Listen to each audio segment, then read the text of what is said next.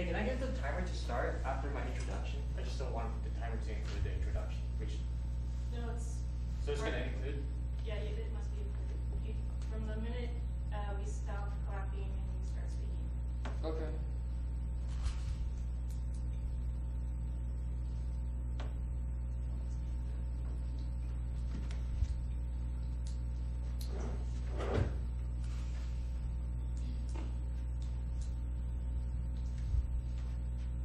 And your name is? Hi, my name is Jimmy.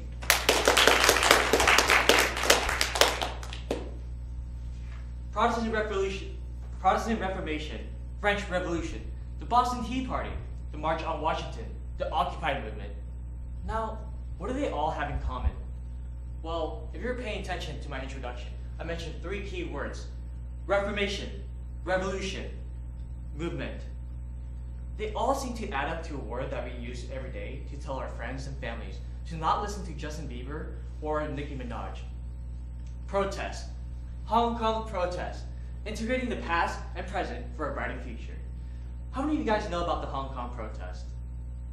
Exactly. Well, there's a lot of things that is happening overseas and it's not really well covered in the US.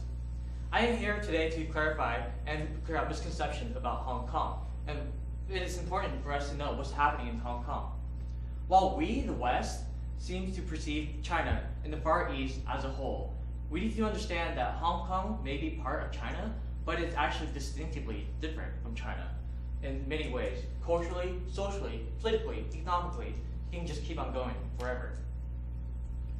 So to understand what's happening in Hong Kong, we need to understand the history about Hong Kong. And what about the situation in Hong Kong and how Hong Kong future is at stake? It all started out in this land. And this land, you can see that Hong Kong may be a big region, but if you zoom out a little bit more, Hong Kong is right there on the dot, and it's really small. This was a major trade location between Britain and China in 1842. After several opium wars that there were tensions between China and Britain, China was overwhelmed by the power of the naval power of Britain and had conceded. This had led to the Treaty of Nanking in 1847. And the Treaty of Nanking that China has signed, this says that China has agreed to the idea of Britain taking over of Hong Kong for the next 150 years. A lot of the Chinese were really scared about the situation, not so sure where this was going. But Britain has saw this as a great opportunity of how they can influence the Chinese with their cultural lifestyle, politically, economically, in any ways, like I have mentioned in my introduction. Over 150 years, this is one of the many cities in Hong Kong, and it's very beautiful, as you can see. And it has able to economically grow and develop very well and prosper on its own. Why? Well, in 1949, the civil war between the nationalists and the communist parties happened. A lot of businessmen were really scared about the idea of communism, because the idea of communism is that the government can actually regulate the properties and distribute the property equally to all the people. And this would affect businesses quite a lot. And a lot of businessmen have fled to Hong Kong because Hong Kong was under the system of capitalism and democracy, because Britain had controlled Hong Kong and controlled Hong Kong how it's going to function on its own. While Hong Kong was able to prosper and live on its own pretty well, that came to an end of the expiration of the Treaty of Nanking. This led to the 1997 of the handover of Hong Kong to China. China was getting ready for their hands to take over Hong Kong, and a lot of countries were scared, and U.S. were really concerned of how Hong Kong would go, because Hong Kong is one of the very, very few territories of China that's influenced by the idea of democracy. When you think of Chinese, you think of communism, but there are some Chinese are really, really democratically influenced, and Hong Kong is one of them. While China was happy to take over Hong Kong, Britain had came in prepared for this situation. They came up with the idea of the Basic Law. This Basic Law would last for 50 years, and the expiration is 2047. This Basic Law acts like the Constitution in the US. It is to protect the country and the people within. And pretty much, it is to protect Hong Kong from China altering or conflicting with Hong Kong itself. So I hope you get the grip of this law. G, the general principles. One of the principles talks about the idea of one country, two system. This means that Hong Kong is part of China, but Hong Kong acts on its own system and China cannot interfere with Hong Kong. And one of the principles talks about how socialist systems and policies cannot be practiced in Hong Kong at all. R. Relationship between central authority and HKSAR, or known as Hong Kong Special Administrative Region. This means that the central authority of China, may be the big power, big sister, cannot interfere with Hong Kong in any way, as Hong Kong has a right of sovereignty and right to self-governance.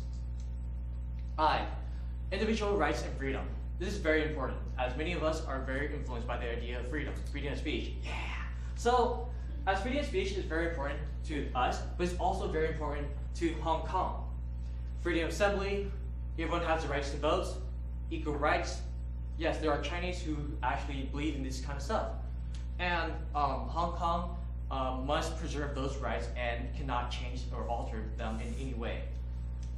P. Political structures. This means that Hong Kong can, like I said, sovereignty and self-governance. And this also says that the education of how they lead the country is a system on its own, and there can be no interference outside of Hong Kong. And this also says that permanent residents only can run for the election. So you cannot be from China or any other outside country. Just like the US, you must be US citizen born to run for the election of presidency. So why is there so many issues in Hong Kong?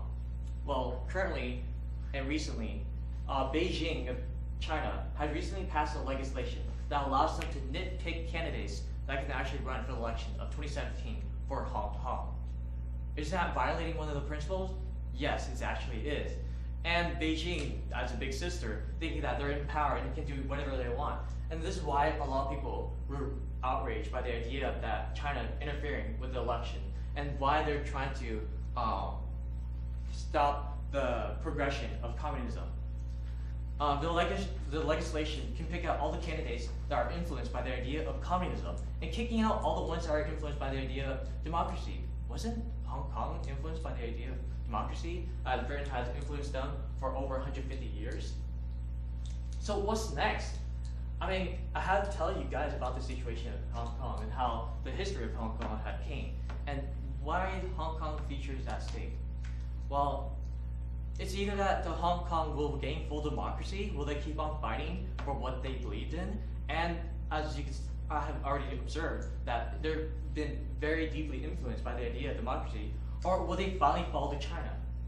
Well, we don't know yet, because just recently, the leaders of the protest has been denied flight to meet up with the Chinese leader, and China is trying to block or prevent any progression that democracy can prevail. Thank you.